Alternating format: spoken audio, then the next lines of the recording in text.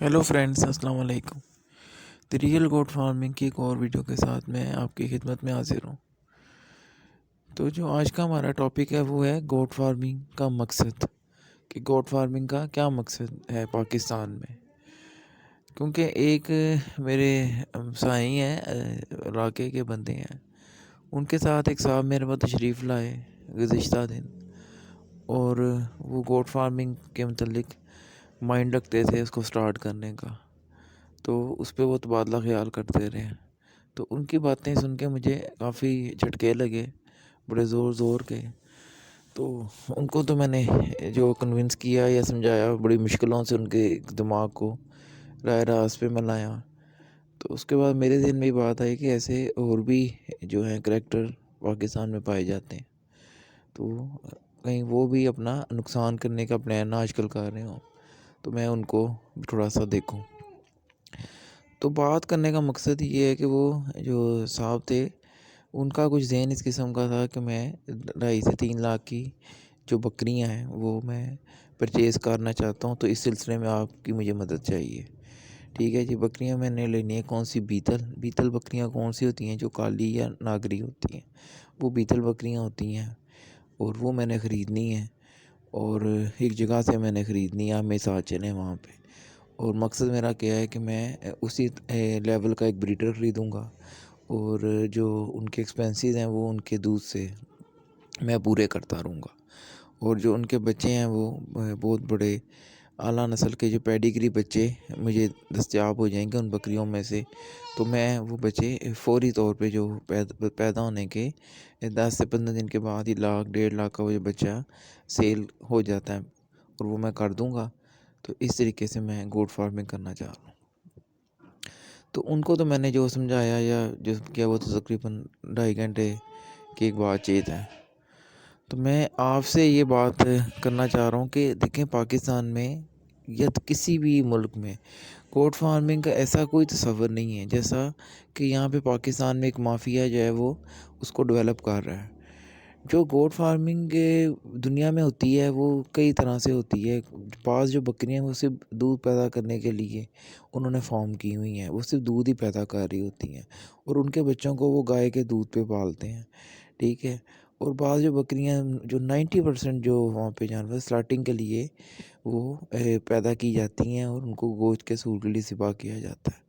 तो इसके अलावा तीसरा वहाँ पे कोई मकसद वहाँ पे गोट फार्मिंग का नहीं है।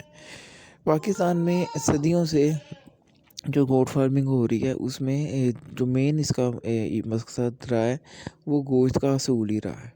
ठीक है। और कुछ जगहों पे मतलब कि दूध भी इनसे हासिल किया जाता है वक्त ज़रूरत। ठीक है। तो मेन जो मकसद मेन जो मार्केट एक डेवलप है पाकिस्तान में, वो गोश्त की मार्केट एक डेवलप है। तो उसमें ना तो इनकी कोई पेडिग्री नस्ल का कोई है दखल है, और ना इनकी कोई खूबसूरती का कोई दखल है। ठीक है। जो गोश्त है उसकी वेट पे या आप फोकस करें कि अच्छी जो आप बकरियां रखें जो एक एवरेज बच्चे जो इनके एवरेज माहौल में देखें जो तैयार हो सकें, जो एवरेज माहौल में अपनी पोटेंशियल शो करके एक अच्छा जानवर बन सकें। ना कि आप उनको फ़ोर्स फीडिंग कर कर के और महंगी दामों खुराक मुहैया कर कर के आप उनके वज़न आपको पूरे करने पड़े। इसी तरह जो बकरी का दूध है ये अवामुल नास में कोई इतना मकबूल नहीं है। आपने आज तक कभी किसी दूध वाली कंपनी कोई दावा करते देखा है कि वो बकरियों का खालिस दूध फ़रोख्त कर रही है? किसी दूध के डब्बे पे आपने लिखा हुआ पड़ा हो? हमेशा यही लिखा होगा कि भैंसों का खालिस दूध या गाय का खालिस दूध। तो ये हकीकत है। आप अगर दूध को फ़ोकस करके फार्मिंग करना चाह रहे हैं तो फिर आपको क्रॉस गाय पे फ़ोकस करना चाहिए। 2.5 से 3 लाख की एक अच्छी गाय आ जाती है जो 18 से 20-22 लीटर 25 लीटर तक दूध मुहैया करती है।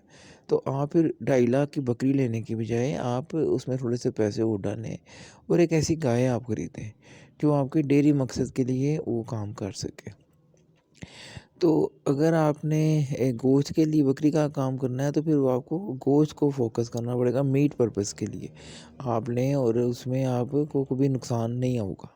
अगर आप इन चोंचलों में पड़ेंगे, महँगे दामों बकरियाँ ख़रीद के आप उनसे फ़ार्मिंग करना चाहेंगे और आप समझते हैं कि लोग इतने बेवकूफ़ हैं कि वो ये चंद दिन का बच्चा सिर्फ़ महज़ इसलिए कि जी इसकी माँ बहुत अच्छी है और इसका बाप बहुत अच्छा है, लाखों रुपए में आपसे ख़रीद लेगा। तो ऐसे जो पागल या बेवकूफ़ लोग हैं वो समझें कि बिल्कुल ना होने के बराबर है।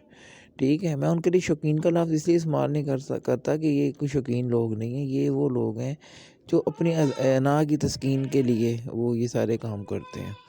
तो शौकीन आदमी का काम है शौक को प्रमोट करना, ना कि उसको सिर्फ़ अपने लिए महदूद कर देना। शौकीन तो वो है जो आपको अच्छे से अच्छे जानवर तैयार करके आपके आगे शो ऑफ़ करता है या वो आपके साथ शौक अपना शेयर भी करे। जो इनको नायाब बना दे वो कोई शौकीन नहीं है। तो आप इस बात को ज़हन में रखें कि अगर आप कमर्शियल फार्मिंग करना चाह रहे हैं, तो आपको उसके लिए एवरेज बकरियाँ सेलेक्ट करनी है और उनको आपने मीट के पर्पज़ से आपने तैयार करना है। बकरी के लिए दूध इतना होना चाहिए जितना उसके जो बच्चे हैं वो पेट भर के दूध पी लें और भूखे ना रहें। जो कि आम बकरियाँ 2.5 से 3 किलो दूध देती हैं, वो इनफ होता है बच्चों के लिए, 2 बच्चों के लिए। और उसके अलावा जो आपने बकरी रखनी है जो एवरेज आपकी चराई पे या ग्रेज़िंग के ऊपर आपकी खेतों में आप चारे के सर पे उसकी मदद से आप उसको एक एवरेज अच्छा वेट मुहैया कर सकें। ठीक है जी, ना कि आपको क्लोज़ फार्मिंग जो कि टोटली एक फ्लॉप चीज़ है, उसके ऊपर आपको हे और टीएमआर और वनडे डाल के आपकी कमर टूट जाए। मार्केट में जब आप सेल करना चाहें तो आपको पता लगे कि हमारा तो एक्सपेंस इतना ज़्यादा है कि मार्केट रेट से हम उस पे कम्पीट कर ही नहीं सकते उसको कभी भी। तो ये पॉइंट्स आपने ज़हन में रखने हैं।